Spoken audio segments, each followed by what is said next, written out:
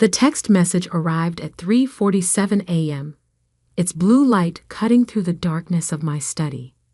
I was still awake, reviewing investment portfolios, a habit that had helped build my fortune, though my family still thought I worked night security at an office building. Dad's gone. Heart attack. Don't bother coming to the funeral. Mom doesn't want you there. None of us do. Don't make this harder than it needs to be. My sister Catherine, always efficient, even in cruelty.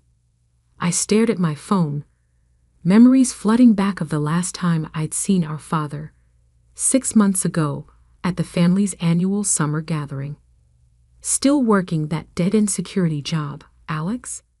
He'd asked, not bothering to hide his disappointment as he stood in front of his newly renovated mansion. At your age, I was already running my own company. What he didn't know, what none of them knew, was that I owned not just a company, but an entire investment firm. Sullivan Capital Partners, though they knew it under a different name, the one I used to hide my identity when I started buying up their mortgages. I set my phone down and turned to the wall of monitors in my study, each displaying different financial portfolios. With a few clicks, I pulled up the ones that mattered most tonight, the mortgage documents for every family member's home. Catherine's lakefront property, bought at the height of her surgeon husband's success.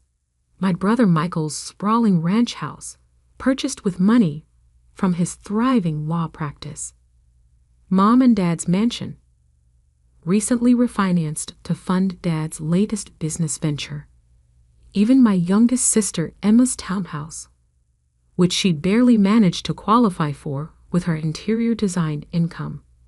All of them, every property, owned by my holding companies through a complex web of financial instruments they'd never bothered to understand when signing their refinancing documents.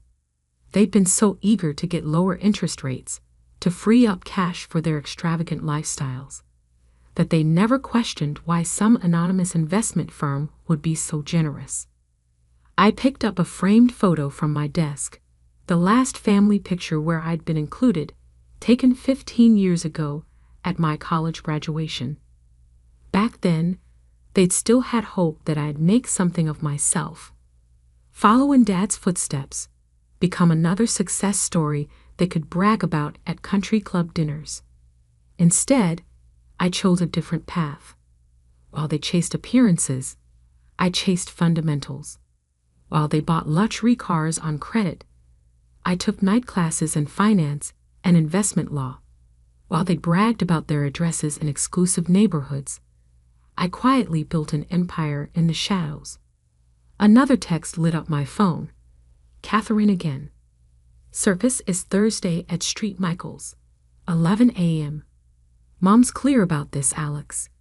You showing up would just remind everyone of Dad's biggest disappointment. Honor his memory by staying away. I opened my laptop and began typing an email to my attorney. It was time to set things in motion. After years of hiding in the shadows, of playing the family failure while secretly holding the strings to their financial lives, the moment had finally come. Janet, I wrote, initiate Protocol Family Trust. Begin with Property Clause 7.3. The response came within minutes, despite the early hour. Janet had been waiting for this day as long as I had. All documents prepared. Do you want to proceed with full disclosure or stage revelation? I thought about Catherine's texts, about Dad's final words to me at that summer gathering. At least your siblings made something of their lives. At least they gave me something to be proud of. Full disclosure, I typed back. Send everything to their lawyers first thing in the morning. And Janet? Make sure the mortgage documents are on top. I leaned back in my chair, watching the sun rise over the city through my penthouse windows. Most people would probably expect me to feel satisfaction in this moment, maybe even joy. But all I felt was a deep, hollow ache where family should have been. My phone buzzed again, Emma this time. The youngest, the only one who occasionally showed a hint of kindness. Alex, I know Kath told you to stay away. But maybe we could meet before Thursday. Coffee?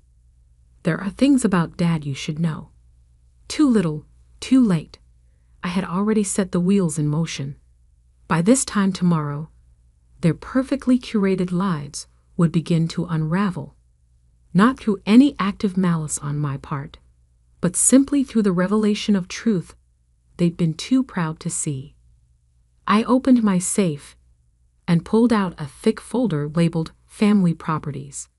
Inside were the original copies of every document, every contract, every piece of paper that proved the family failure, the disappointment, the night security guard, actually owned every roof over their heads. The irony wasn't lost on me. Dad had spent his life teaching us that appearances were everything, that success was measured in square footage and car brands. He never realized that his most dismissed child had learned a different lesson. True power doesn't need to be seen to be real. I picked up my phone one last time, opening Catherine's message thread.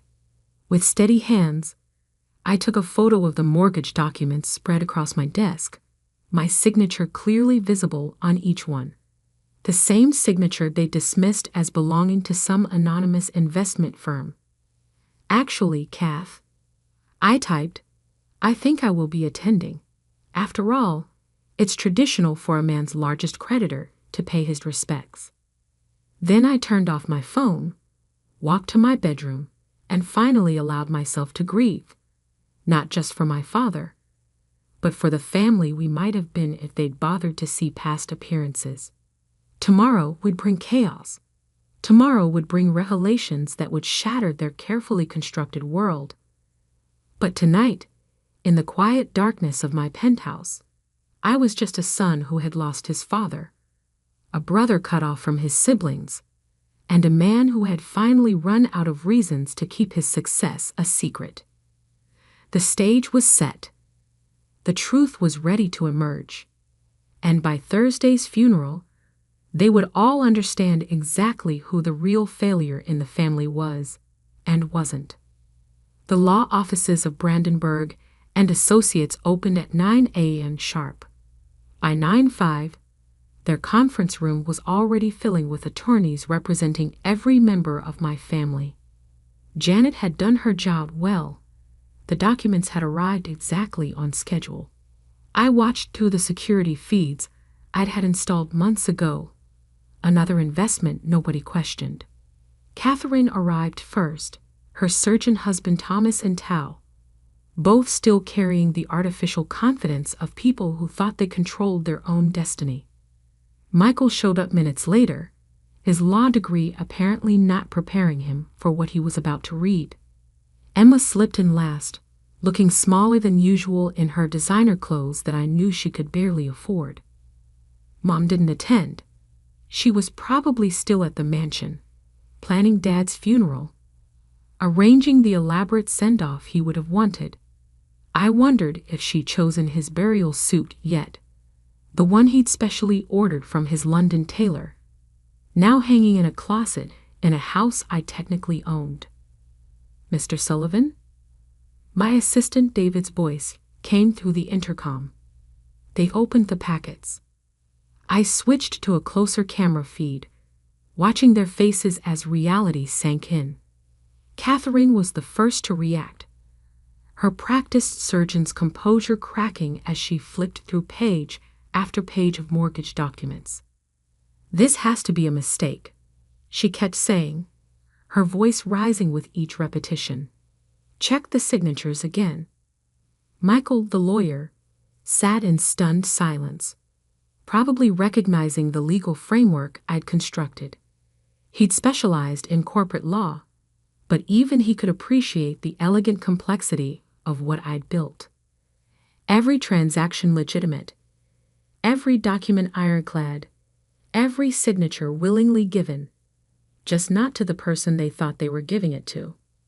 Emma was crying quietly, clutching her phone. I knew she was trying to reach me, but my number was already disconnected. The new one would only be shared after everything was settled. My office phone buzzed again. "Sir," David said, "Catherine's husband is demanding to speak with the firm's principal. He's becoming aggressive." I smiled slightly. Thomas had always solved his problems by shouting at them. Put him through to Janet. A moment later, Thomas's voice filled my office, all bluster and threatened legal action. Janet handled him exactly as I trained her. "Dr. Harrison," she said calmly, "your property was legally acquired through standard market processes. The fact that you failed to verify the identity of your mortgage holder before signing the refinancing documents is, frankly, your own oversight.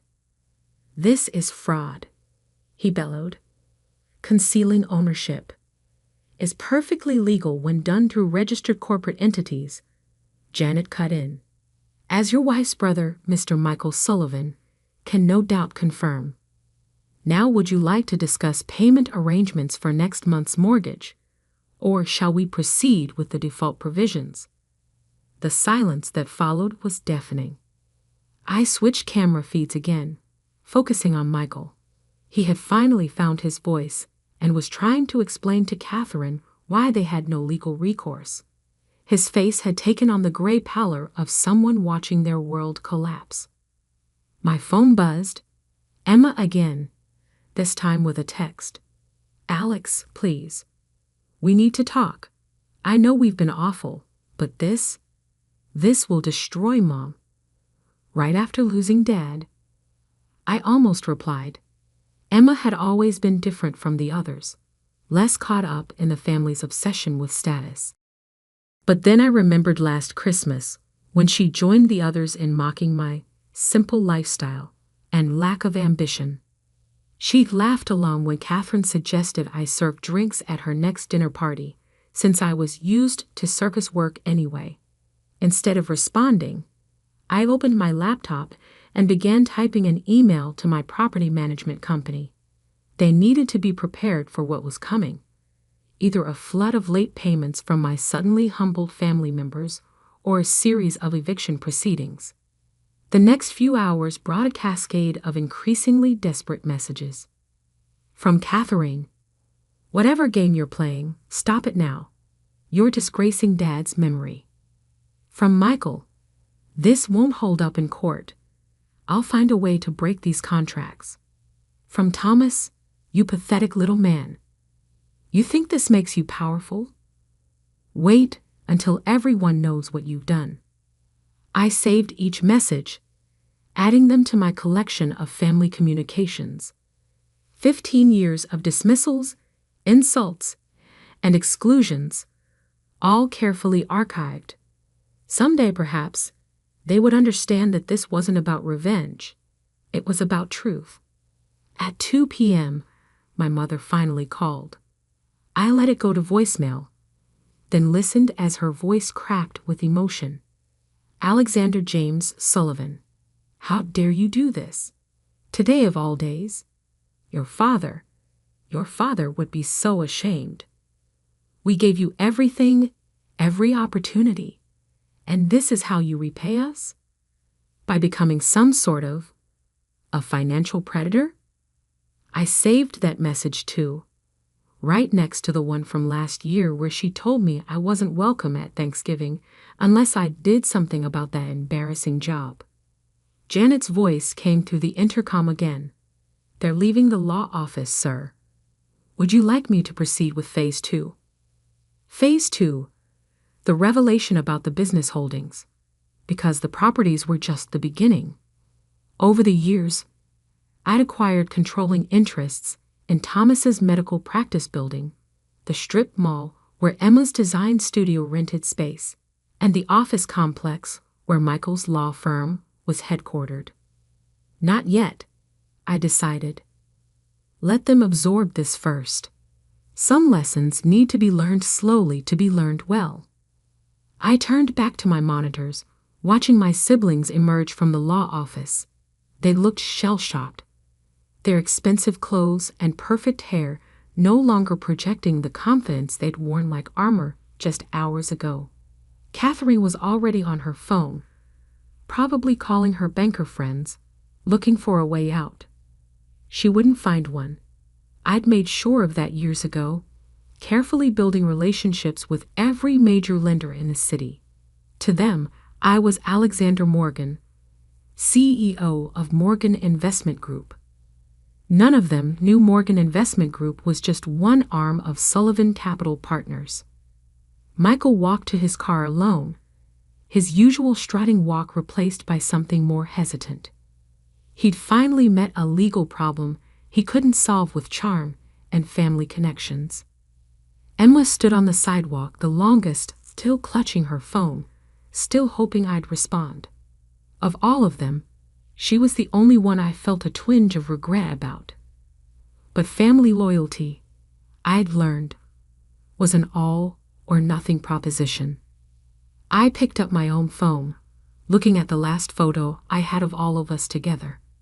Dad stood in the center, of course, his arm around Catherine, beaming with pride. Michael and Emma flanked them, all success and smiles. I was on the edge of the frame, slightly out of focus, already becoming the ghost they'd eventually pretend I was. Tomorrow was the funeral. Tomorrow, they would have to face not just the loss of their father, but the loss of their illusions. Tomorrow, they would learn that the brother they dismissed had become the foundation their lives were unknowingly built upon. And tomorrow, they would finally understand that success isn't measured in appearances, but in the quiet power of carefully laid plans. I closed the security feeds and turned to the window, watching the sun set over the city. In less than 24 hours, I would face my family again, not as the failure they thought I was, but as the power behind their thrones, the owner of their homes, the holder of their debts. But tonight, I had one more task to complete. I opened my desk drawer and pulled out a sealed envelope. Dad's last birthday card to me, returned unopened with "Address unknown," scrawled across it in Catherine's handwriting. "Don't worry, Dad," I whispered to the quiet room. "I'll take care of them, just not in the way you expected." St. Michael's Cathedral stood proud against the morning sky, its Gothic spires reaching toward heaven like accusing fingers. I parked my car, not the modest sedan they were used to seeing, but the Bentley I usually reserved for business meetings, and straightened my bespoke suit. Time to stop playing the part of the family failure. The funeral was scheduled for 11 a.m. I arrived at 10:30, watching from my car as the family gathered on the cathedral steps. Mother, dressed in elegant black, accepting condolences with practiced grace. Catherine and Thomas, their usual confidence dimmed, but not extinguished. Michael, looking uncomfortable in a suit that suddenly seemed less expensive than usual. Emma, red-eyed and fidgeting with her phone, probably still hoping I'd respond to her messages. At 10:45, Janet arrived with a team of lawyers, each carrying briefcases filled with Phase 2 documents.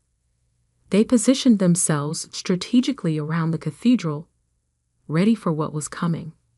At 10:55, I stepped out of my car. The reaction was immediate. Catherine saw me first, her face going pale beneath her perfect makeup.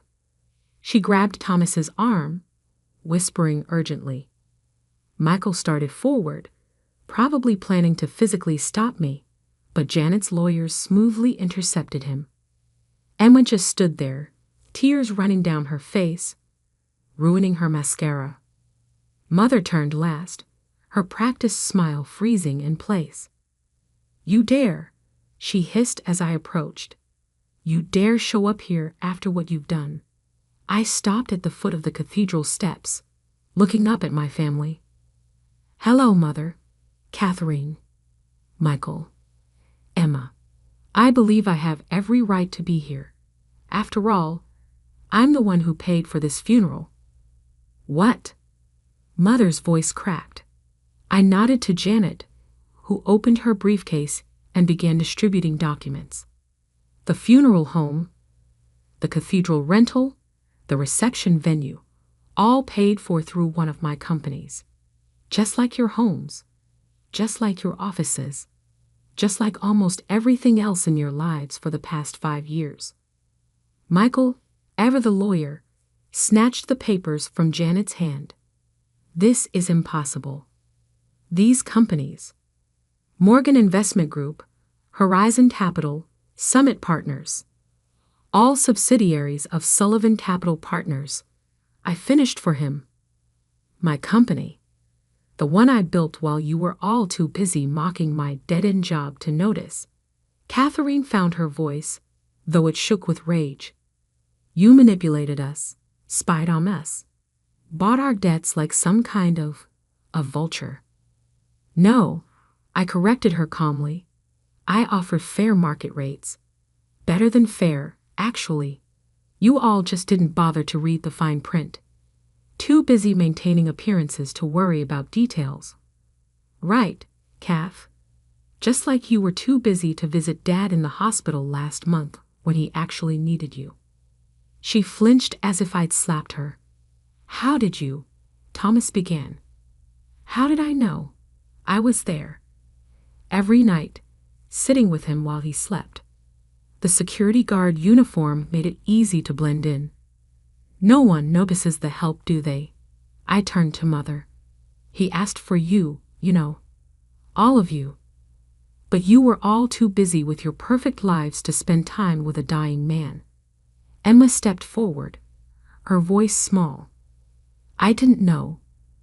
Why didn't you tell us he was so sick? Would it have mattered? When was the last time any of you returned his calls? Did you know he stopped trying to reach you 3 months ago?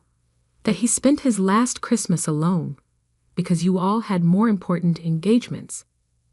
Mother's composure finally cracked. You have no right to judge us.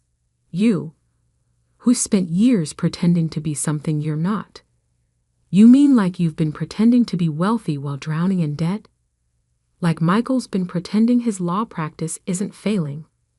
Like Catherine's been pretending her marriage isn't falling apart under the weight of all their lies about money? I climbed the steps slowly, each word measured. I pretended to be less than I am. You all pretended to be more. Which is worse. The cathedral bells began to toll, marking the hour. Guests were arriving, watching our family drama unfold with poorly concealed interest. What do you want?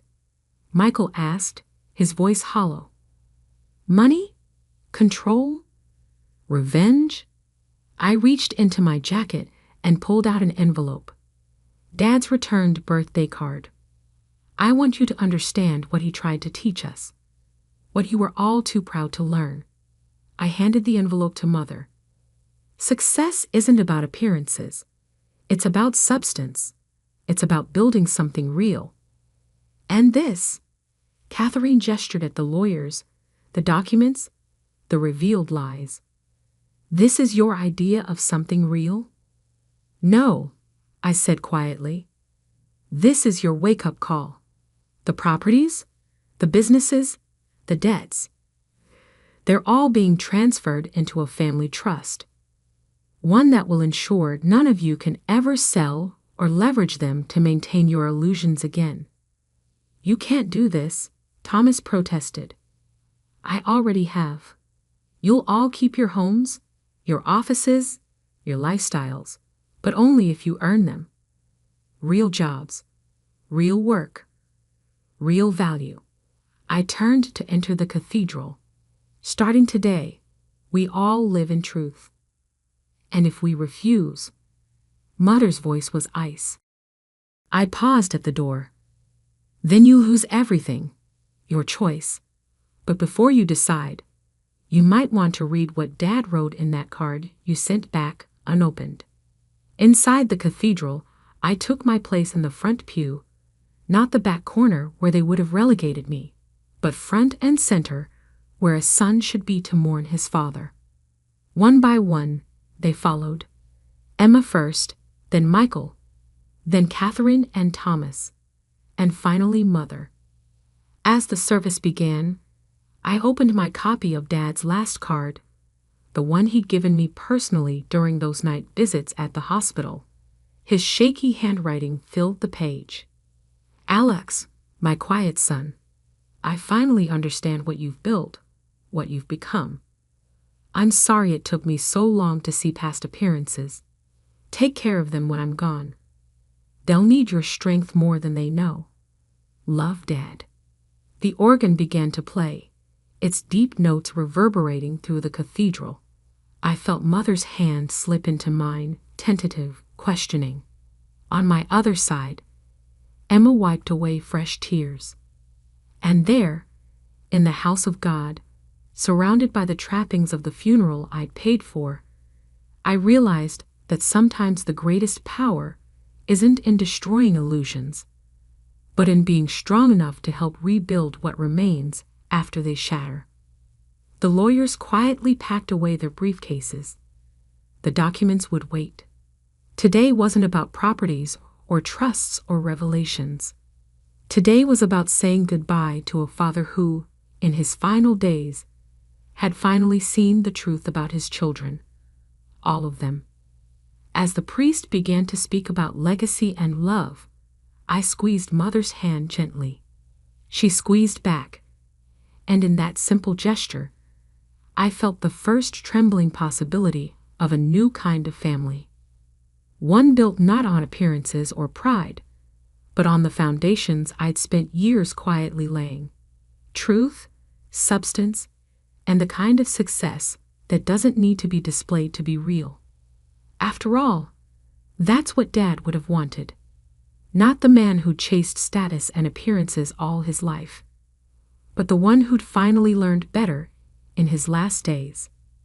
The one who'd left me in charge of our family's future, knowing I'd find a way to make them see what he'd seen too late. That the greatest legacy isn't what you own, but what you build. And I had built something that would last. Not just an empire of properties and businesses, but a chance for our family to become something real. Something worth more than all the mortgages and mansions in the world. Something true.